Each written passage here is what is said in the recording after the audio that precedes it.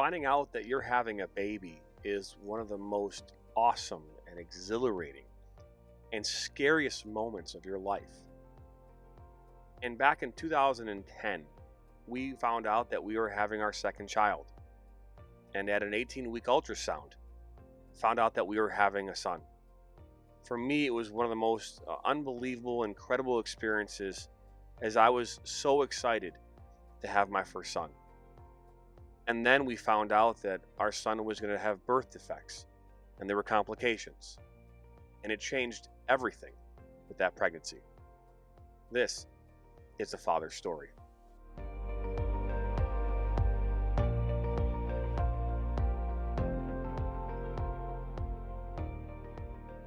I don't remember the exact time that we started the whole Pitocin drip. But I know that it happened, 6, 7, or 8 o'clock in the morning. And just like with Brianna, when Bianca got Pitocin, it happened pretty quickly. Within 4 hours, she was fully dilated. And, next thing you know, Nathan is entering the world. As I had mentioned before, we had a plan. We had all these neonatal intensive doctors in the room with us.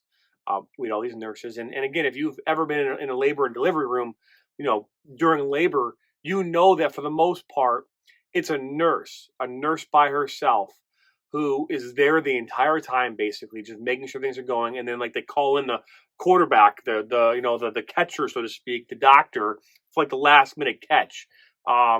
It's like they've been like that for all the pregnancies except for obviously Nathan, where we had this whole team of people coming in they had crash cards, everything ready to go, oxygen, all these things. There was a lot of people in this room compared to just like 4 of us for all the other pregnancies that we had and deliveries. And it was overwhelming. There I am. I'm doing my job. I'm helping, holding legs and keeping things up, making sure I'm not looking anywhere near the danger zone, because that stuff freaks me out. Like I'm sure like a lot of people does. And I was there to just be there supportive for Bianca. And when Nathan entered the world, the thing that we were obviously the most scared about was whether or not he was going to be able to breathe. And in being able to hear him cry, we knew at that moment that the concerns we had about Pierre-Robin syndrome were at that point, at least in my mind and her mind, were out the window. It made us feel so much better in that moment because you could hear that scream, that crying. That became joy. And then, of course, what is your son going to look like? What is he looking like when he comes out, of the womb into the world, with a cleft lip and a cleft palate? And we saw it for the first time and fell in love with him, immediately, like any other child. He had some things that we had to work on, but we knew that was a short-term thing. We knew that, ultimately all these things would be corrected over time. But man, I had a son, and by all accounts, all the testing that they did, the different tests that they do, the measurements, the weight, the color of your skin, things that they do, all those things came back with high ratings. And we had a chance. Bianca had a chance to hold Nathan, and then immediately the team took him down to the neonatal unit so that they could start running more tests, oxygen levels and things like that, to make sure that he was going to be okay. Because again, we still didn't know all the pieces to the puzzle, and that's where he spent the next 3 days of his life. It was weird because, like I said, with our other kids, when you have a baby, they put it in your arms and it's your baby now. They don't put him in the room anymore. It's with you the entire time, and we didn't have that with Nathan. We were by ourselves, and then we had a chance obviously to go down and visit with Nathan, but it wasn't like we could stay there with him. We had to go there for a period of time and then leave. There were my mom and dad and my family, they were not allowed in that room at all. It was just us, and it was difficult. I don't weigh on Bianca because she wanted to be with her son. She wanted to be with her new baby. And obviously she could do that in basically in cycles and in different things, but she wasn't allowed to be there the entire time. And then there came some teaching for us. We had to learn how to gavage feed our son because he could not take a bottle. He could not breastfeed because he did not have the ability to make a suction with his mouth. The things that we think about, like when people say, like, if you don't have a sense, like if you don't have a smell, or you can't, the things that we don't even realize how grateful we should be. He couldn't suck, on anything. He didn't have that ability until he was 1 years old, and having to be able to learn to stick this tube, so to speak, down his throat and into his stomach, making sure that we weren't sticking it down into his lungs, because that's like the worst thing you could do is put food in lungs. So we had to learn how to, with a stethoscope, and how to learn how to do this and make sure we're putting it in the right place, and testing by hearing an air pop. And then we had to learn that so that we could take him home. Because if we didn't learn that, we wouldn't be able to take him home. And being able to feed your son with like a test tube, with a like a, whatever you want to call it. That's what life was like for us with Nathan, the first first part of his life, and then taking this tape and putting it on his face where he didn't get acne from this tape that had to be stuck, keep that tube, because he would, like any child, baby, rippling at this thing sticking out of your mouth. It was tough. It was really tough for us, and it was really, really crazy. We had this plan. We had this plan to have these team of doctors and surgeons to come in and be ready to take Nathan off so he could have his first surgery. It didn't have to happen right away, which is great.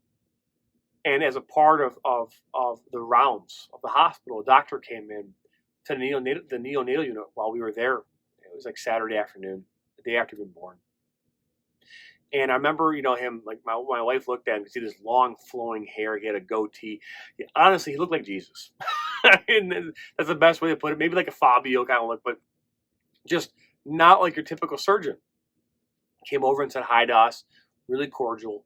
Grabbed Nathan, picked him up, put him in his arms, and just started holding him, looking at his face, looking at, what was going on. And you could just see in his brain how, not see his brain, but you could just kind of see how he was thinking in his mind about how he was going to correct things that needed to be corrected. And he looked at us and said, with a very soft voice, I would love the opportunity to be able to work with your son and help him. I know I can do this. And just like that whole presentation that he did, it just took away all of our concerns about this process. And we were just like, yeah, we love you. We want you to be part of this process. And Dr. Nutchuk became our doctor. He became Nathan's, his doctor, the guy that was going to be charged with bringing back some normalcy to Nathan's life over the next couple of years. The Open Road Network was created to give the amateur podcaster a voice in a very noisy and complicated world. The goal of the network is to motivate, it's to inspire, it's to challenge, it's to entertain our viewers as well as our hosts. The Open Road Network is an idea where we get away from that professional $1 million voices that are out there and start listening to the people who are everyday Americans who want to have a voice and want to be able to make an impact. So tune in every single day here on the Open Road Network as we are continuing to introduce new shows that are aimed to motivate, inspire, challenge, and entertain.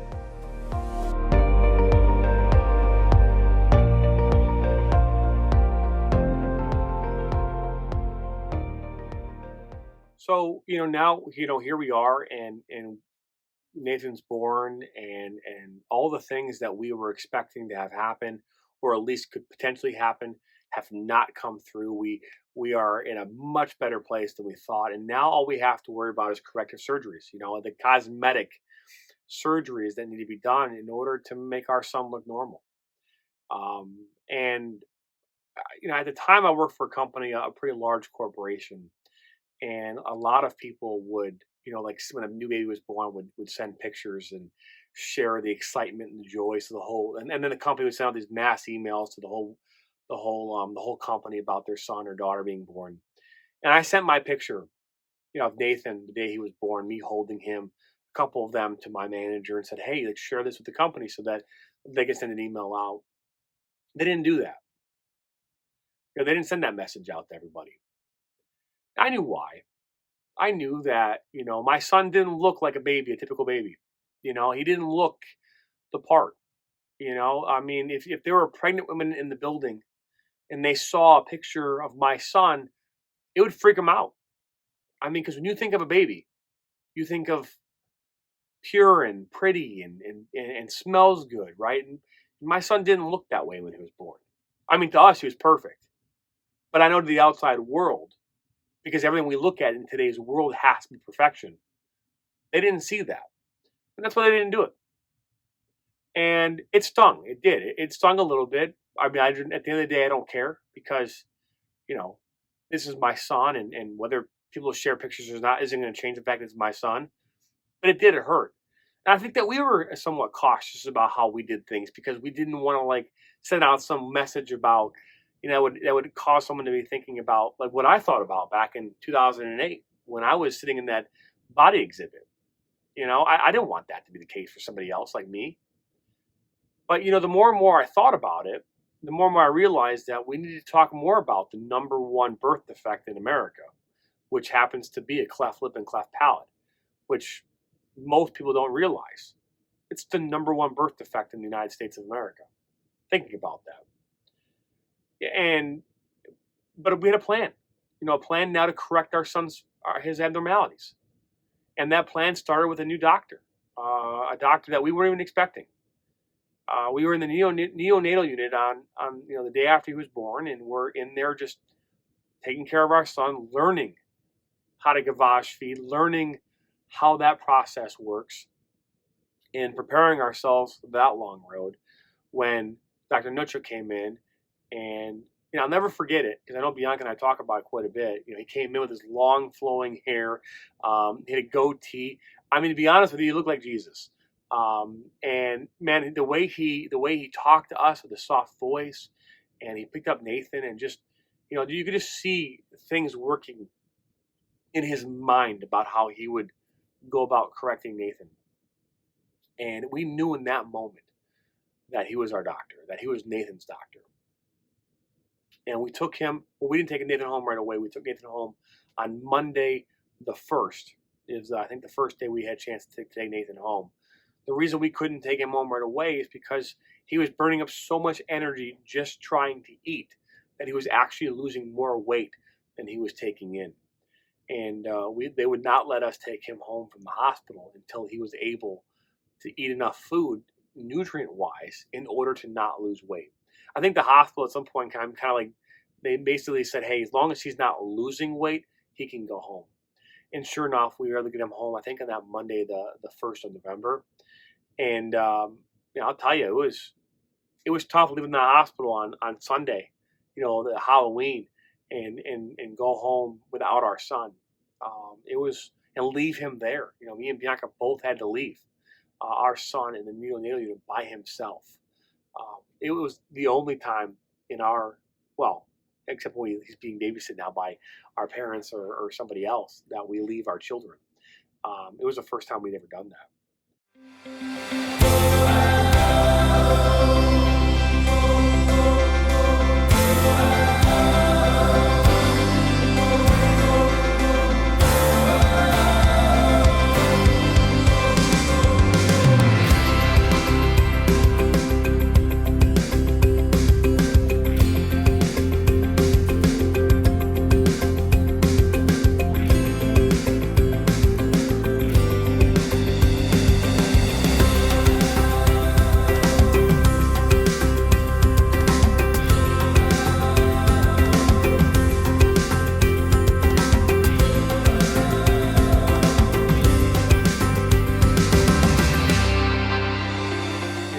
Got home, into our new home with our new family, and learning every single day about the nuances of life with a baby that does not know how to suck, and all the different realities that were coming about as a result of this. I mean, he would cry for hours and hours and hours, and there was nothing we could do about it. Nothing. And I would come home and Bianca would be in tears because Nathan had cried the entire day. And it's one of those things where you're trying to basically figure out what the problem could be and find a way to solve it. With Brianna, when she was crying as a baby, we realized that maybe it was like she had a burp, or she had maybe a little bit of indigestion, so we give her some water gripe or some form of a thing that would help kind of dilute the bubbles in your system.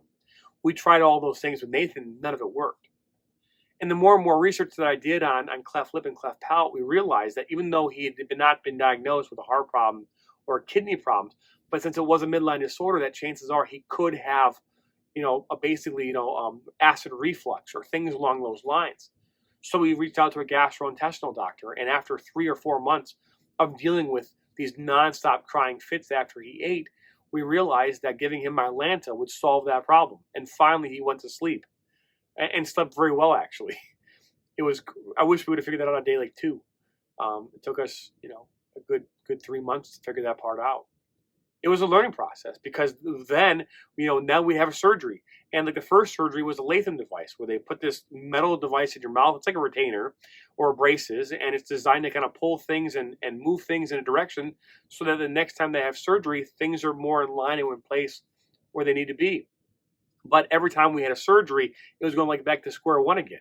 We were trying to figure out like, okay, well, in before surgery 1, we had this issue, now that issue, and now in surgery 2, we had this issue. And the first surgery was in February of 2011. The Latham device was installed. It was a very easy surgery from the standpoint of it didn't cause any complications. As a matter of fact, none of the surgeries really had any complications with them. His second surgery was in, I believe it was in July of 2011. That was to remove the Latham device and then put in, or then work on some of the gums and some palate at that time. His fourth surgery took place, I believe, right around his birthday, November of 2011, and that was again full lip. They closed the bilateral cleft and closed that down and worked on again some of the palate and some of the gums. And then his final surgery, early 2012, that was to ultimately work on and closing up his palate. So now that he would be able to actually suck and have a roof to his mouth. That was the most complicated surgery and the most scariest one because that's the one that, he, at that time he was eating hard food. He was starting to eat, as a 1-year-old, he's testing everything, he's eating things and having hard food. And after that surgery, there was a period of time he couldn't have anything hard. I think it was for almost 2 or 3 weeks after surgery. But that was a complete step backwards in his development as far as kind of foods he was eating. And just a very difficult time for us because it was like eggshells. We're walking, we're moving forward in these directions, and then there's a possibility that it doesn't take, and now we have to go back to square one. But sure enough, after those 4 surgeries, Nathan was finally at a point where, he looked like a normal kid. He had his lips were healing up really well, and there was very little scar tissue, and he looked really good. And I tell him he's at the $1 million face because legitimately it's been like $1 million to get his face to where it's at. And he's going to have a lot more surgeries. He's going to have countless surgeries over his lifetime in order to get to a point where everything is where it needs to be. But I'm grateful we live in a country like the United States where I have access to something like this. We have access to the surgeons and the people who can help and facilitate this process. I could not imagine if I lived in Africa or South America, where all this is more prevalent than here in the U.S. And they don't have access to these things. They don't have access to the doctors and surgeons that we do. And I'm so grateful that we had the ability, my wife and I, to be able to be in a situation like we are here in the U.S., where we had access to the technology that we had access to, so our son could live a good life, And to this day, he's 10 years old now, and he has to have a few more surgeries here in the next couple of years. But it doesn't faze him at all. It doesn't faze him. He doesn't know any different. I mean, if we just had dinner here a little while ago, we were talking about this. He remembers his last surgery at 5. I think it was 5 when he had his last surgery. That's the last thing he remembers. And a kid didn't even take pain meds when he had his last revision. I mean, dude, I take pain meds for a headache. This kid at 5 years old could have taken Vicodin at 5 and He didn't need to. He was a rock star. When they ask you who your hero is, who's your hero? Yeah, people say my dad, my coach, you know. My hero's my son, man. I mean, the kid's had 5 surgeries since he's 5 years old. 5 surgeries. Cosmetic, they're not major surgeries by any sense of the imagination, but they're major to us. And my hope with this story, my hope with kind of sharing this is that, you know, we were faced with a lot of adversity, Bianca and I, in that pregnancy. I say the wind was taken out of our sails. We lost the excitement and the joy of that pregnancy over the news that we had received. But the one thing that I want you to take away from all of this is that no matter what you're faced, no matter what is thrown at you, either whether that be by yourself or as a couple, don't let those things that are outside your control dictate where your relationship goes, dictate where you take your decision making process. Right? Search. Have that inner search with you and your family and your relationship with the people you love. Seek spiritual guidance from anybody who can help guide you the right directions and make decisions that make sense for you and your family. There's going to be a lot of people out there that are going to have advice for you. They're going to point you in many directions.